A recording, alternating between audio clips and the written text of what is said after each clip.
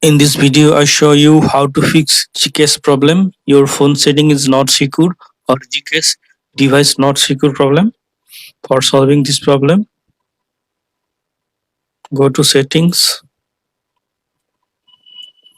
Now tap on search settings, search for build number.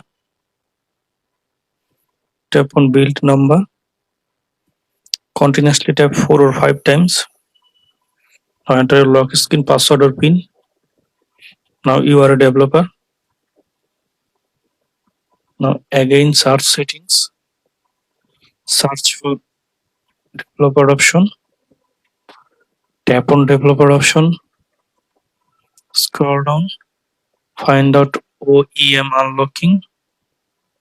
Disable it. Press back button. Now disable developer option. Now open Gcash app. Now I hope that this method fix Gcash problem. Your phone is not secure or Gcash device is not secure problem.